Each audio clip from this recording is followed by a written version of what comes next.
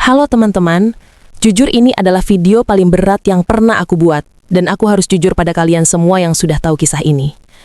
Aku tahu, kalian semua melihat berita pernikahan viralku dengan Mbah Tarman. Kalian melihat foto-foto kemewahan itu, kalian melihat mahar 3 miliar itu. Kalian mungkin berpikir, wah, Sheila beruntung banget nikah sama kakek kaya. Hidupnya langsung enak, dapat warisan tanpa perlu kerja keras. Tapi kalian nggak tahu apa yang sebenarnya terjadi di balik cek itu. Kebahagiaan itu cuma ilusi, teman-teman. Ilusi yang hancur dalam waktu kurang dari 24 jam. Aku akan cerita semuanya, dari awal.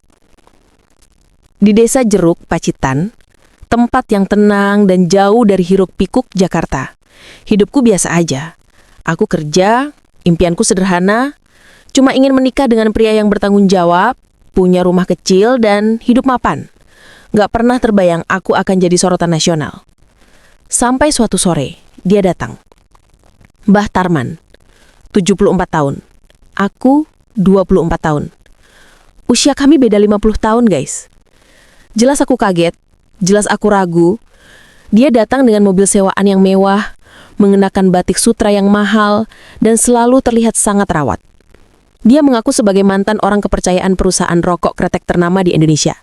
Bahkan menyiratkan koneksi bisnis hingga luar negeri. Gelar dan kekayaannya yang terasa misterius, selalu dibicarakan, tapi tak pernah terlihat wujud aslinya, seketika menciptakan aura sultan di kampung kami. Dia mendekati keluargaku dengan sangat terstruktur. Bukan hanya aku yang terpukau, tetapi seluruh keluarga, terutama bapakku, Arif Supriyadi, merasa terhormat. Pria setua ini, sekaya ini, mau melamar anak gadis mereka. Tarman bercerita tentang kesendiriannya, tentang mencari pendamping yang tulus untuk menemani sisa hidupnya yang penuh harta. Dia memancarkan kesabaran dan kematangan yang membuat keraguan kami perlahan terkikis. Selama masa pendekatan, Tarman tidak pelit. Dia sering mentraktir, memberikan hadiah-hadiah kecil yang mewah, dan selalu menjanjikan masa depan yang penuh kemewahan dan ketenangan. Di mata masyarakat, aku adalah gadis paling beruntung. Aku mulai membayangkan bagaimana aku akan hidup. Tidak perlu lagi kerja keras. Aku bisa merawat orang tuaku, membantu desa. Semua janji itu terlalu manis untuk ditolak. Desas-desus tentang mahar fantastis mulai menyebar ke seluruh Pacitan, mengubahku menjadi pusat perhatian. Aku merasa terbang, jadi simbol keberuntungan. Tapi ada kejanggalan kecil yang selalu aku abaikan. Tarman selalu membayar tunai hanya untuk hal-hal kecil. Dan setiap kali urusan bisnisnya ditanyakan mendalam, dia selalu mengalihkan pembicaraan dengan janji-janji masa depan yang lebih fantastis. Keluarga kami, dibutakan oleh janji miliaran rupiah dan harga diri yang terangkat, memilih untuk mengabaikan naluri curiga. Kami hanya melihat Tarman sebagai kunci gerbang menuju kehidupan yang tak pernah kami bayangkan. Rencana pernikahan pun disusun. Aku nggak tahu kalau di balik kemewahan ini, ada lubang jebakan yang sudah siap menelanku hidup-hidup. Kami tiba pada tahap negosiasi mahar, dan inilah puncak sandiwara ini. Saat itulah, Tarman mengumumkan jumlah mahar yang tak terbayangkan. Aku duduk di sana, jantungku berdebar kencang, aku gugup dan setengah tidak percaya. Di depan banyak kerabat, Tarman dengan tenang menyebutkan jumlahnya. Cek senilai 3 miliar rupiah, dan hadiah tambahan berupa mobil Toyota Camry baru. Boom!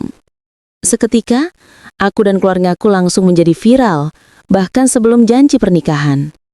Aku ingat bapakku langsung berdiri, wajahnya penuh haru dan bangga. Angka itu, 3 miliar rupiah, terdengar begitu besar, begitu ajaib. Cek itu ditunjukkan, disorot kamera, dan diulu-ulukan sebagai bukti cinta luar biasa dari pria tua kaya yang tulus. Aku sempat memegang cek itu, rasanya seperti memegang kunci kehidupanku yang baru. Kalian tahu, di media sosial, aku di DM ribuan orang, ada yang mengucapkan selamat, ada yang iri, ada yang bertanya, ini cek asli nggak? Tapi aku dan keluargaku berusaha menutup mata dari keraguan itu. Tarman bilang, uang tunai sebanyak ini repot, nak. Lebih aman dan profesional pakai cek. Kami terima-terima saja. Kami terlalu sibuk menikmati pujian tetangga dan sanak saudara. Malam harinya, mobil Camry yang disebut sebagai hadiah tambahan datang diangkut menggunakan truk, seolah-olah menjadi bukti tak terbantahkan dari kekayaan Tarman. Kemewahan yang dipamerkan Tarman ini membuat seluruh Pacitan gempar.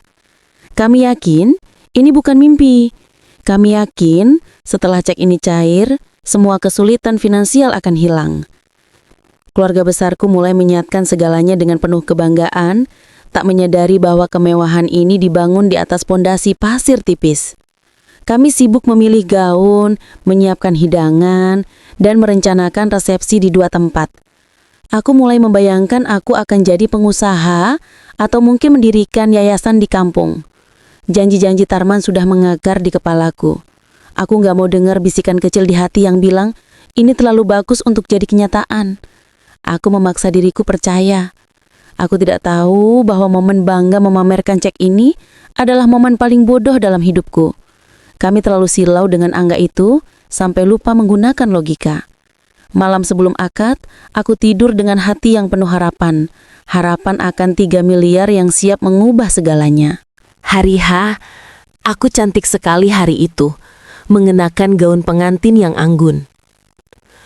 Aku berusaha tersenyum, menyembunyikan rasa gugup dan kecurigaan yang samar-samar. Mbah Tarman meskipun sudah sepuh, terlihat bugar dan mampu melafalkan ijab kabul dengan lantang hanya dalam 1 tarikan napas. Sebuah detail yang menambah narasi kesempurnaannya di mata orang. Saat penghulu menyebut mahar, seperangkat alat sholat dan cek senilai 3 miliar rupiah, hatiku berdesir. Sah, aku resmi jadi istrinya. Aku terharu, aku bahagia. Tapi ada sekelebat rasa tidak nyaman yang tidak bisa aku jelaskan. Setelah sah, kami berpose di depan kamera, memegang buku nikah dan cek yang nilainya luar biasa itu. Video kami viral seketika. Pujian membanjir, tetapi seiring berjalannya pesta, gejolak keraguan mulai muncul dari kerabat-kerabat yang lebih realistis. Mereka mulai berbisik-bisik mengenai ketidakjelasan pekerjaan Tarman dan mengapa mahar sebesar itu harus berbentuk cek, bukan transfer bank atau uang tunai. Kenapa mobilnya sewaan? Dia bilang pengusaha rokok besar, tapi kenapa nggak ada stafnya yang datang? Aku berusaha keras menenangkan keluargaku dan diriku sendiri. Ah, sudahlah, mungkin mereka cuma iri, kataku pada bapak. Tapi hati kecilku tidak tenang. Kecurigaan itu semakin kuat ketika kami harus menginap di rumah bapak, padahal Tarman janji sudah menyiapkan rumah mewah. Dia bilang, rumahnya baru dalam proses renovasi, besok kita lihat. Alasan itu terdengar masuk akal, tapi terasa janggal. Aku mulai bertanya-tanya, apakah semua kekayaan ini hanya topeng? Apakah kami hanya digunakan untuk kepentingan branding atau kepuasan pribadinya? Malam itu, aku merasa ada yang hilang. Bukan karena perbedaan usia, tapi karena ketidakpastian. Aku mencoba menginterogasi Tarman dengan hati-hati, tapi dia selalu menatapku dengan mata lelah, tersenyum dan berkata, "Percayalah pada suamimu, nak. Besok semua janji akan terbayar." Akhirnya aku menyerah. Aku hanya perlu bersabar 1 malam lagi. Kami memutuskan untuk menunggu hingga hari kerja tiba untuk mencairkan mahar tersebut. Meyakinkan diri bahwa keraguan adalah ujian dari Tuhan atas kebahagiaan kami. Tapi keraguan itu disimpan rapat, dan itulah kesalahan terbesar kami. Kami menyimpan bom waktu di rumah kami sendiri. Klimaks cerita datang tak lama setelah akad. Pagi hari setelah pernikahan, tidak ada waktu untuk bulan madu. Kami harus segera mencairkan cek itu. Keluarga kami, dipimpin oleh Bapak, mengambil inisiatif untuk pergi ke bank terdekat. Ini adalah momen kebenaran yang paling ditunggu-tunggu. Aku ikut, dengan langkah mantap tapi hati yang berdebar kencang. Kami masuk ke bank, menyerahkan cek yang telah dipanggarkan ke seluruh Indonesia itu. Aku merasa lega, sebentar lagi penderitaan kami akan selesai, dan hidup baru akan dimulai. Lalu, wajah teller itu berubah. Dia memanggil kepala bank. Lalu mereka saling berbisik. Aku melihat bahasa tubuh mereka. Ada yang tidak beres. Panik mulai merayap naik ke tenggorokanku. Setelah beberapa menit yang terasa seperti berjam-jam, Bapak dipanggil ke ruangan belakang. Aku dan adikku saling pandang. Keringat dingin membasahi telapak tangan. Dan di sanalah, di ruangan kecil bank itu, dunia kami runtuh. Bapak keluar dengan wajah pucat pasi. Matanya merah. Air matanya menetes. Bukan air mata kebahagiaan. Sheila, cek itu palsu, Nak. Tidak ada dana. Ini cek kosong. Suaraku langsung tercekak. Palsu? 3 miliar itu cuma kertas. Kami ditipu. Tawa dan senyuman kemarin terasa seperti mimpi buruk. Kami ditipu mentah-mentah oleh pria yang kami anggap Tuhan kirimkan. Rasa malu, marah, dan kecewa bercampur aduk. Kami ditipu di depan seluruh Indonesia. Kami langsung berlari pulang untuk meminta penjelasan pada Tarman. Tapi saat kami tiba di rumah, segalanya sudah terlambat. Mbah Tarman sudah hilang. Dia kabur. Tidak ada jejak. Yang lebih menyakitkan, dia tidak pergi dengan tangan kosong. Dia membawa serta motor metik milik keluarga kami. Itu adalah satu-satunya transportasi kami. Cek 3 miliar yang kami banggakan hanyalah ilusi. Sultan itu ternyata penipu kelas kakap yang memanfaatkan keviralan dan ketamakan kami. Kebahagiaan 24 jam itu kini berubah menjadi tragedi dan aib keluarga. Kami menjerit, menangis, dan hanya bisa memeluk Bapak yang lunglai. Kami tahu, ini akan menjadi berita terbesar dan paling memalukan bagi kami. Sekarang, inilah aku, mantan istri seorang penipu, hanya beberapa jam setelah akad. Kisah kami menjadi viral. Tapi kali ini bukan karena mahar yang mewah, melainkan karena aib penipuan. Berita Mbah Tarman kabur dengan cek kosong menyebar seperti api. Kami sudah lapor polisi, tapi rasa malu ini yang paling sulit ditanggung. Kami harus menghadapi hujatan, cemoohan, dan rasa kasihan dari warganet. Mereka bilang kami tamak. Kami buta harta. Kami pantas mendapatkannya. Dan ya, mungkin ada benarnya. Kami terlalu silau. Bapakku harus menanggung rasa malu di desa. Keluarga kami hancur lebur, bukan karena perpisahan, tapi karena pengkhianatan di depan publik. Kami nggak hanya rugi motor dan biaya pernikahan, tapi kepercayaan kami hancur. Nama baik kami hancur. Aku harus menelan kenyataan bahwa pria yang aku nikahi hanyalah seorang aktor penipu yang mahir menggunakan media sosial sebagai panggung.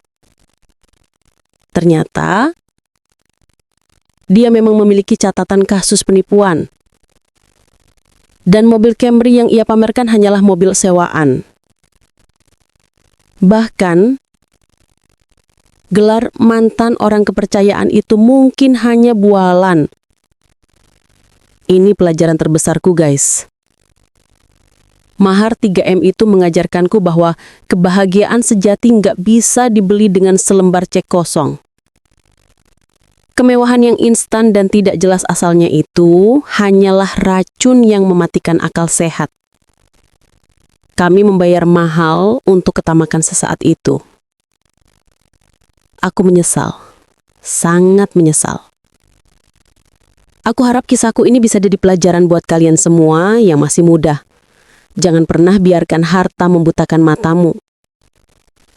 Jangan pernah memprioritaskan trending di media sosial daripada kebenaran, kejujuran, dan validitas calon pasangan. Carilah pria yang jujur, bukan pria yang hanya punya janji miliaran. Aku harus memulai hidup baru, membersihkan nama baik keluarga, dan menghadapi proses hukum yang panjang. Doakan aku dan keluargaku bisa melewati masa sulit ini ya. Terima kasih sudah mau mendengarkan curhatku yang pahit ini. Jujur, menceritakan kembali momen cek palsu itu rasanya seperti harus menjalani akad lagi. Tapi kali ini dengan rasa malu yang nyata. Teman-teman, aku ingin kalian semua ingat satu hal dari kisahku. Cinta dan kejujuran itu tidak ternilai harganya. Dia datang membawa cek 3 miliar, tapi pergi membawa motor Matic satu-satunya milik bapak. Itu bukan hanya kerugian finansial, tapi sebuah tamparan bahwa kami telah menukar harga diri kami dengan fatamorgana kekayaan. Aku harap tidak ada satupun dari kalian yang harus melewati hal sekejam ini. Mungkin kalian punya pengalaman serupa, mungkin kalian pernah ditipu janji manis, atau punya kerabat yang terlalu silau dengan harta. Aku harap kalian mau berbagi kisah ini ke teman-teman kalian sebagai peringatan.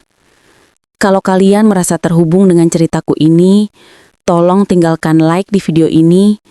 Itu sangat berarti buatku. Dan jangan lupa subscribe ke channelku ya. Aku janji, setelah ini aku akan coba bangkit dan berbagi hal-hal yang lebih positif.